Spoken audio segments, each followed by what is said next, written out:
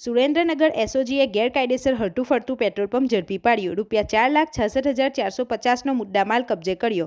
સુરેન્દ્રનગર જિલ્લા પોલીસ વડા પ્રેમસુખ ડેલુના માર્ગદર્શન હેઠળ Surendranagar SOG staff Chotila police station વિસ્તારમાં પેટ્રોલિંગ પર હતી. ત્યારે પોલીસ કોન્સ્ટેબલ કુલદીપસિંહ સામંતસિંહ ગોહિલને મળેલ બાતમીના આધારે ચોટીલાની નવી બનતી હોટલ પાસેથી વાહનોમાંથી ઇલેક્ટ્રિક મોટર મારફતે પેટ્રોલ ડીઝલનો જથ્થો કાઢી ઓછા દરે ખરીદી હોટલના કમ્પાઉન્ડમાં વાહનો ઊભા રાખી પોતાના વાહનમાં ફ્યુલ પંપ ફિટ કરી તેમાં ભરી ગેરરીતિ કરતા હોવાની હકીકતના આધારે એસઓજીએ રેડ કરી ફ્યુલ પંપ ફિટ કરેલ ટાટા 407માંથી 1000 લીટર ડીઝલ તથા મહિન્દ્રા કંપનીની યુટિલિટીમાંથી 60 લીટર ડીઝલ મળી અન્ય મુદ્દામાલ સહિત ₹4,66,450નો મુદ્દામાલ કબજે કરી ચોટીલા પોલીસને સોંપી ગુનો નોંધી આગળની કાર્યવાહી હાથ ધરી હતી.